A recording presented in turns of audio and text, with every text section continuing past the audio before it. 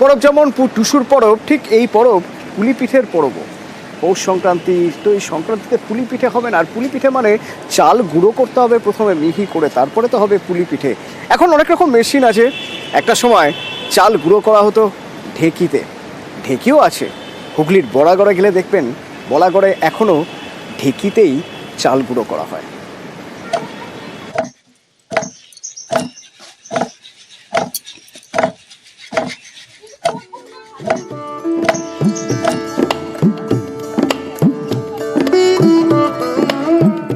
ঢেকি, এভাবেই গুঁড়ো করা হয় চাল।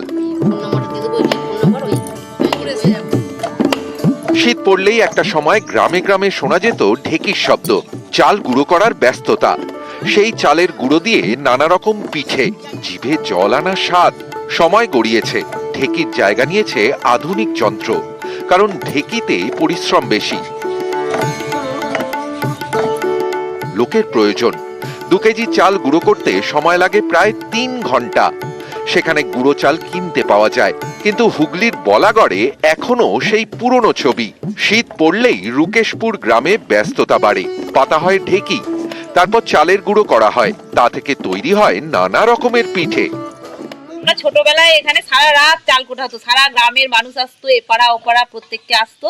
এখন একটু কমে গেছে, মানুষের বিশেষ করে শরীরেও কুলায় না। তারপর আবার কল হয়ে গেছে, কলে সবাই দিয়ে দিচ্ছে। তাই নতুন প্রজন্মর কাছে এটা একটা অবাক কাণ্ড মনে হবে।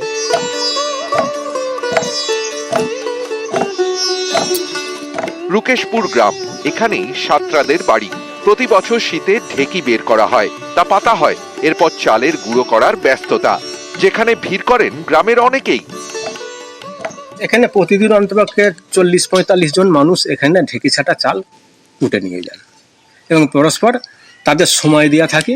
একটা নির্দিষ্ট সময়ে পরস্পর লাইন বাই লাইন তারা বিনা পয়সায় কুটে নিয়ে চলে যায়।